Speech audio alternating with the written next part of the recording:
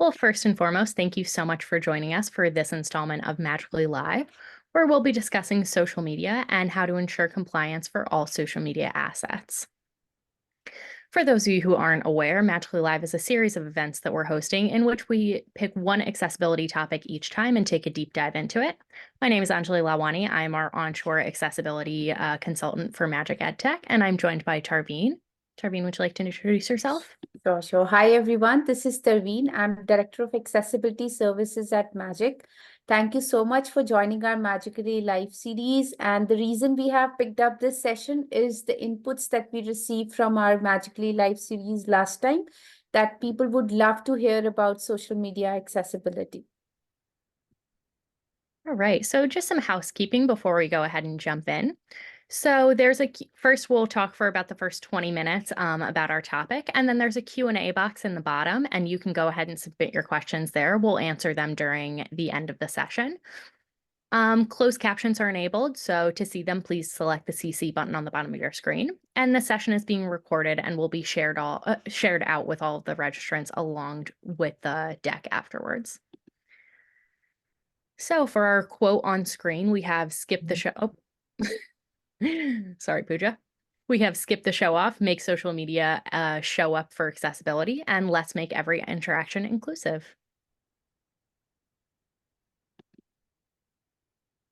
All right, so for our agenda for the day, first we'll do an introduction to social magically.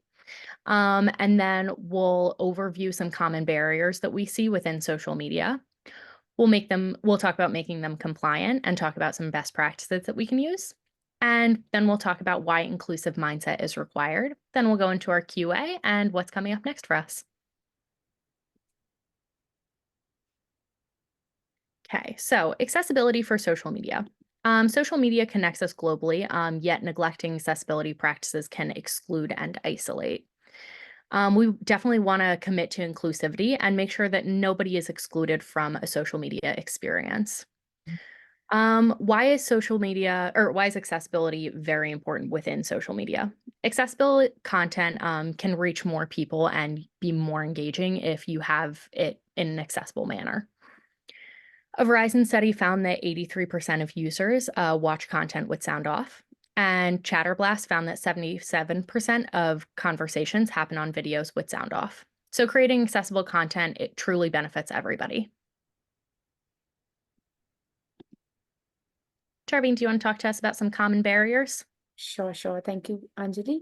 So moving on to the common barriers, as we know that we have seen people not focusing around what is being posted on the social media. So let's talk about the key failures and the key barriers.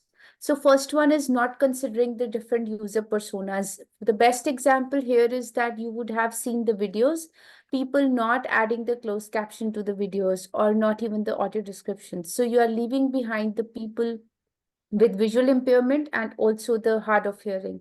So we should make sure that all the user personas, for especially the key user personas, are taken into consideration. I know we don't end up meeting all the AAA guidelines ensuring all type of disabilities factored in, but at least make sure that you are meeting the basic requirements. Flashing content, yes, whenever you load a website, you will see this content is coming either from right side, left, right, and a lot of transition happening, which should be avoided. Autoplay of media, as soon as you are on even on the Twitter and how the things are being uploaded, the videos automatically starts playing. There are instances of missing closed captions and audio descriptions in your video-based content. Then moving on to the use of non-descriptive content links, people end up just pasting the URLs. I know that there are few instances, few blockages in the social media platform itself, but wherever it's applicable, please try using and making that the links that you are adding are descriptive enough. This lack of parts of language being set, language initially being not set, and then also ensuring the localized content option available. We have seen a lot of people end up using emojis these days because that's how ChatGPT generates the content. So please avoid the use of images. It causes a lot of distraction, and information doesn't get conveyed through screen readers. Avoid using the decorative fonts because that causes a lot of learning distraction for people with dyslexia. Avoid using images of text because you'll not end up conveying the requested information to a screen reader user. Avoid background noise in your videos. Ensure all text is always there. Ensure proper color contrast is being applied, color alone is not being used, and ensure your artifacts or the images are being tested in grayscale mode so that you end up covering people with colorblind impairment. Ensure that your emails, blogs, marketing collaterals, you have a provision to provide an accessible format for all of these while delivering your content to your partners. Moving on to the next slide. All right. So some different types of social media content that we really want to make sure is accessible is email communication, images and graphics, videos, audio and podcasts, infographics, and social media posts. And on the bottom here, we have an illustration of different types of social media from LinkedIn to Instagram to Facebook to Pinterest.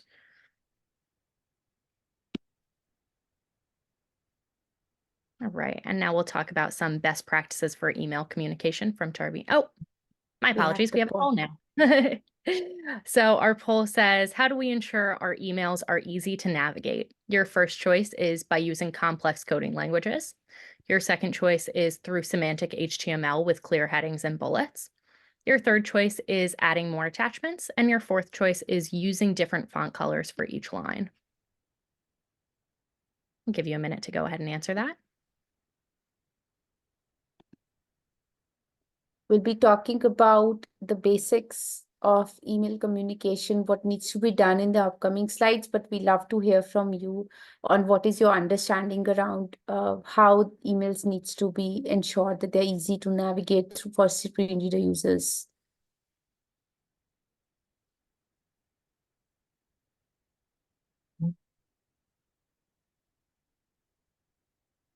Okay, I think most of, like all of you are absolutely correct. That's how we should be doing, and we should ensure all the email communication that goes out have the proper HTML structure in place.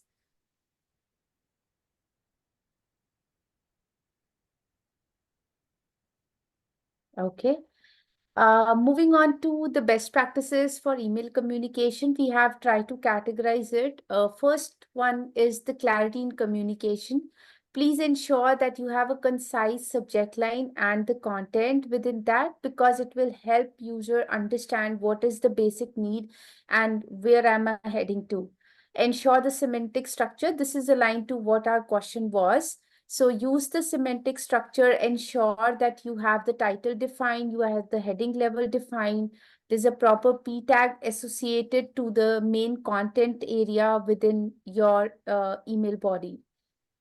Ensure inclusive images are being used, add descriptive text so that it can be read by screen reader, and ensure the readable fonts. There should be a proper font and style should be used in your email. On the right hand side, if you see, what we have done is we have tried to remove the accessibility compliance from our email notification that we sent across to all the attendees this year, January, which talked about our 1 year anniversary on MagicA11y. What would have happened if there would have been no alt text added to it? The screen reader user would have directly moved to over 750 people from organization worldwide attended MagicA11y, but he will not get in context around why this email landed into a mailbox. So it's important to add alt text to the image and also have the H1 defined as a subject line or as a tagline to your email content. So it gets easy for people to relate to while using the screen reader. Moving on to the next slide. Continuation to email, avoid using images of text. Ensure the color contrast is absolutely accurate, which is 4.5:1. Avoid relying on color alone. Try to test your email content in grayscale before sending it across.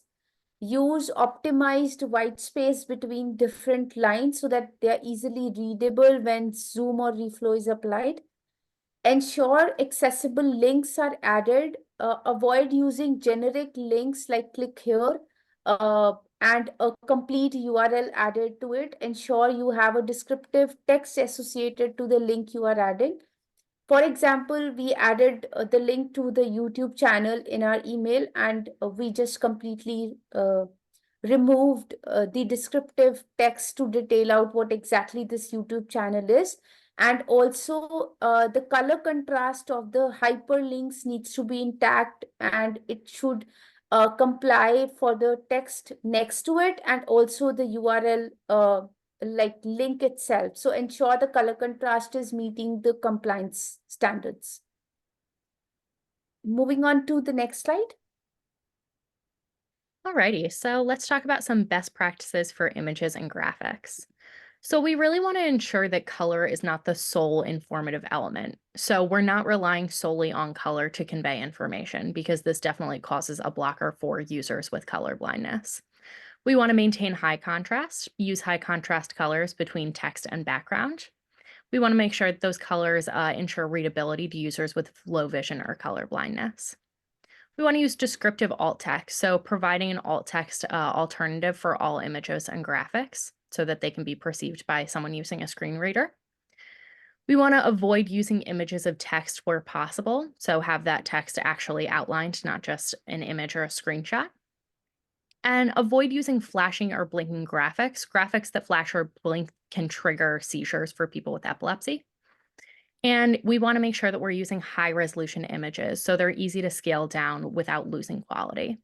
On the right-hand side, we have two different pie charts. One is filled in with color, and one is we've used the grayscale on it. So you can see that for this graphic, the piece of the pie chart that says real estate and the piece that says government is very difficult to see on the grayscale mode. So we want to make sure that those are, a little bit better Yes. defined. This is the pure example of color alone, where you can't differentiate in a grayscale that which one is real estate and which one is government from the legend. Please always ensure the pie charts, bar graphs, maps, everything is labeled appropriately along with the color scheme that you're using.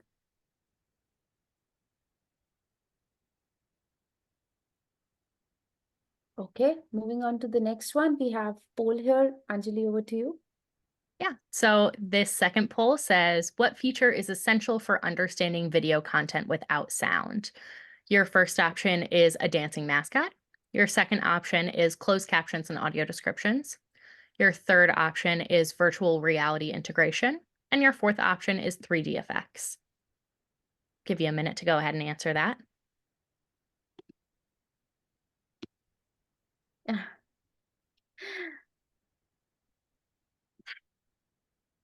Did you like that one, Jesse?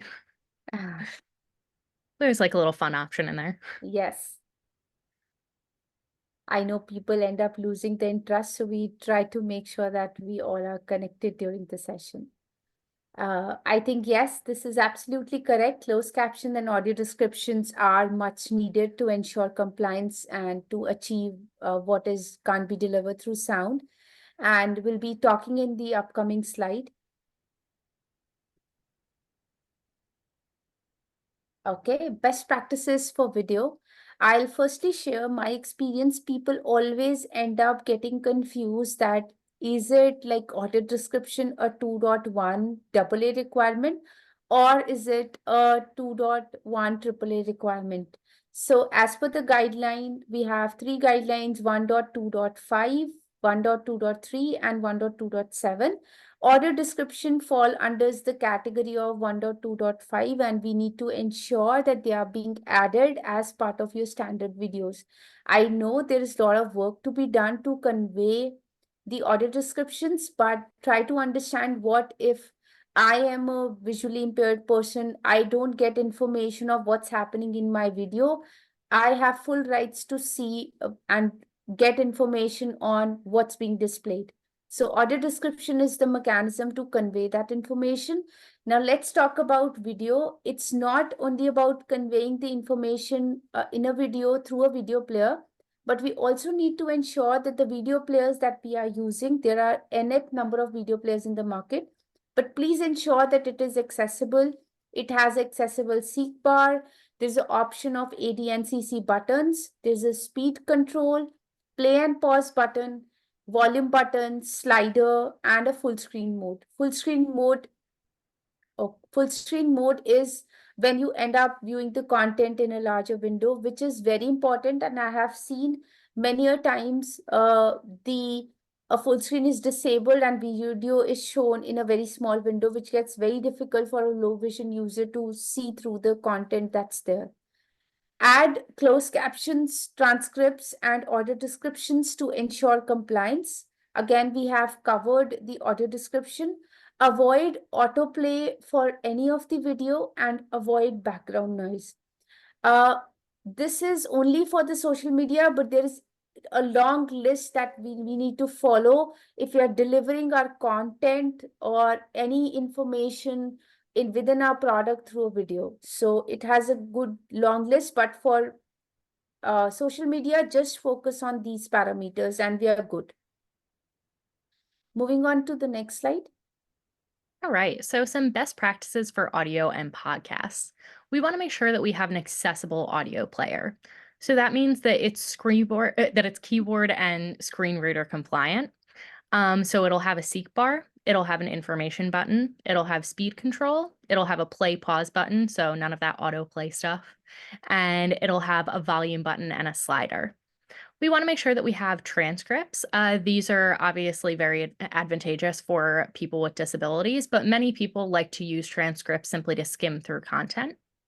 We want to ensure sound quality and no background noise, so a clear audio recording. And we want to use accessible podcast platforms for ease of use. On the right, we have a screenshot of an audio player, and you can see that it has all of those elements that we mentioned. Yes. All right, and for poll 3, it says, how can infographics be made accessible on web pages? Your first option is by printing and mailing them. Your second option is by using complex flash animations. Your third is through HTML/CSS embedding. And your fourth option is making them into a jigsaw puzzle.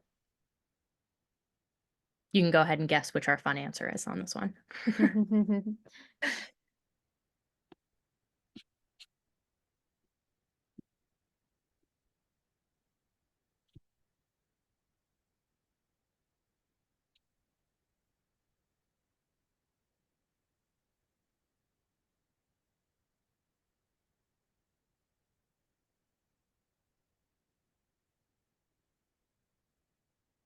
Okay.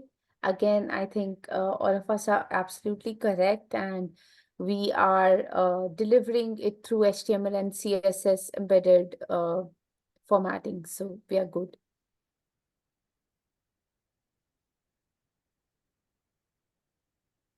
So best practices for infographics. I know we deliver a lot of marketing collaterals and whatnot through infographics.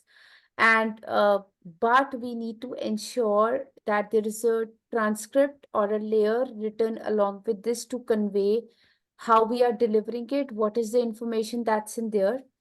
Have it just below the image as an accessible link or HTML format as a write-up, or ensure that that infographic is displayed on your web page in accessible format. Infographics can also be circulated through PDFs, but please make sure the PDFs are fully compliant and are tagged properly. You have a complete flowchart being defined along with the alt text written to it. Color contrast of the images is very important. As you see on the image on the right side, there is a man holding the weight and doing exercise, but it is very difficult to view this gray color with the white background. So it is automatically failing. So we need to ensure either we add the boundary to it or we change a different color so that it's very easily visible to people with color impairment. Links added to infographics should be descriptive enough. Choose appropriate font and style. Allow the right pixel information being added to your infographics. Don't convey any information without a alt text. If required, add a long description, add a hyperlink on your HTML page, add a scanner at end of your infographics that will say that scan it to have an accessible version of this infographic. That's the best way to go through and make your infographics accessible. Moving on to next slide. Alrighty, so some best practices for social media posts. We want to make sure that we use camel case. So for every text that you write, ensure that the first letter is accessible for hashtags or screen readers. So this means that when you do a hashtag, you want the first letter of each word to be capitalized. That way the screen reader can register and read it a little bit better. We want to make sure that all images have alt text. We want to avoid images of text, avoid autoplay for any media types. Use descriptive links. So none of the just generic click here's. You really want to go ahead and hone in on what that link is going to bring the user to. Proper contrast ratio. We want to avoid reliance on color alone. Have sufficient text spacing and some readable font size. So we don't want it to be super, super tiny. And we want to add captions and transcripts for video-based posts.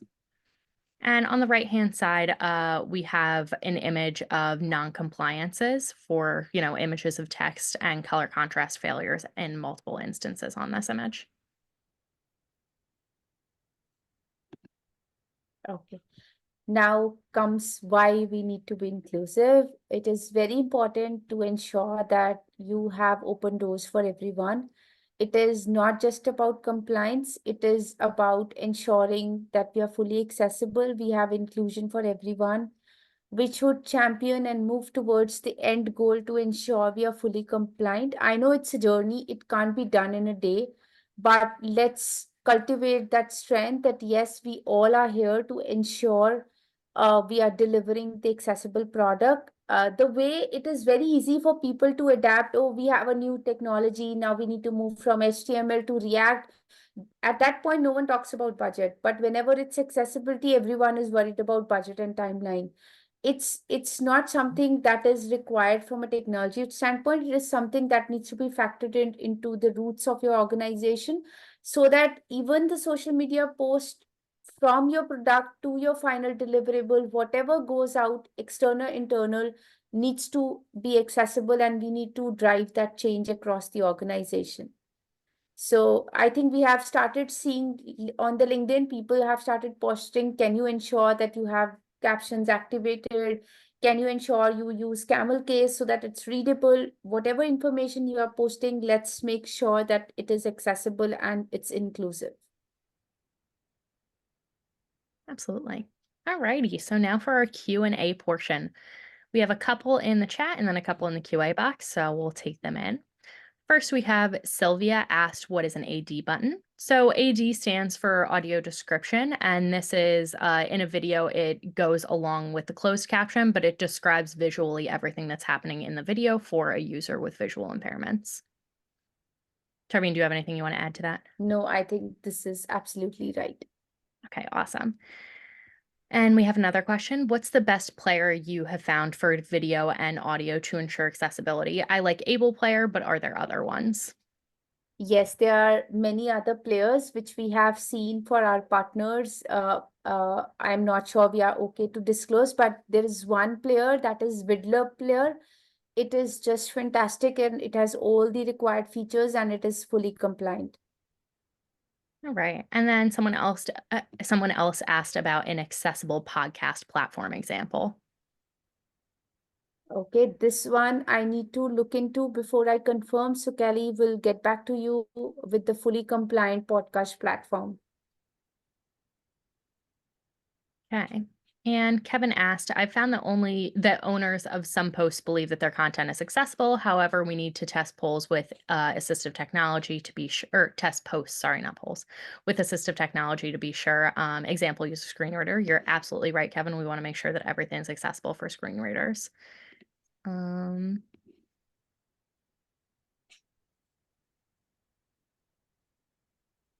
Yes, And someone we asked, are. would you please, oh, I'm sorry. Someone Sorry. asked, would you please paste a link to the accessible player you mentioned? Yeah, sure, I'll do. And there was Kevin also shared that will we be sharing the slides? Yes, you will have the recorded video uploaded on our YouTube channel. And also, if required, we'll be sharing the accessible version for the PPT within next few days. Sounds good. All right, now we'll get to the questions in the actual QA box. Someone asked, I often put descriptions of infographics in a details tag so users can expand it only if needed, but it doesn't clutter things up when they don't. Is this a good strategy, or is hiding it behind the graphic way better, as you suggested? The best way and what we recommend is to add a scanner to it and have an accessible PDF downloadable version available to your users. Otherwise, adding the link as a hidden text also works. Okay. And they asked, since YouTube doesn't have support for audio description, how can anyone meet the double A requirement if they're using YouTube videos? So what we do and what we recommend is that if you have a YouTube and you have the videos delivered through it, you can have a HTML version of audio description, just add a hyperlink just below your videos and you're done. All right.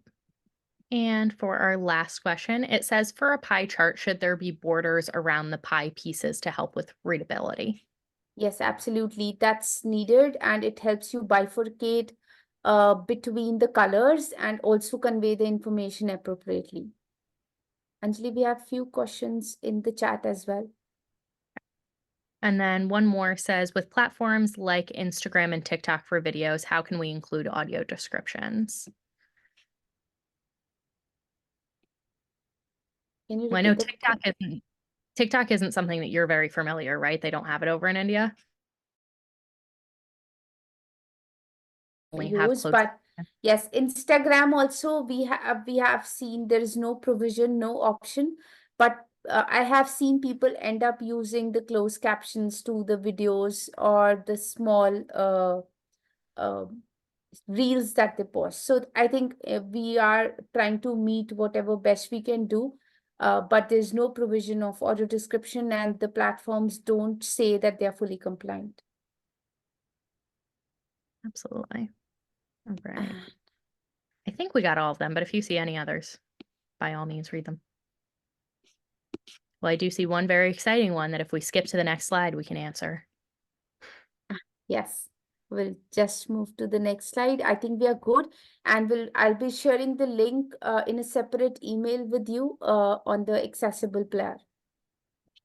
All right. And someone asked if we will be attending CSUN in Anaheim this March. We both will. Very exciting stuff. We'll actually be presenting on Friday afternoon at 1:20 p.m. PST time. And we'll be talking about the intersection of AI and DEI in accessibility, a very hot topic at the moment. So if you're there, please be sure to reach out to us, and we'd love to meet all of you. Absolutely. You can drop an email, we can set up the calendars, and we'd love to catch up at CSUN. And it has its own vibe. Last year I attended, it was really great. So hope to see you all if you are planning to attend CSUN. Okay, any other question that left unanswered? We are happy to answer it. We have tried to respond to everything.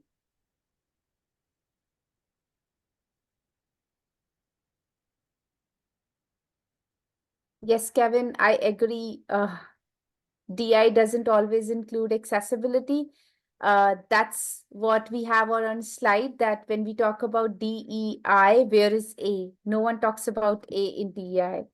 So we'll have some interesting conversations if you're planning to attend. Thank you, everyone. Thank you so much for joining us. Bye all. Thank you.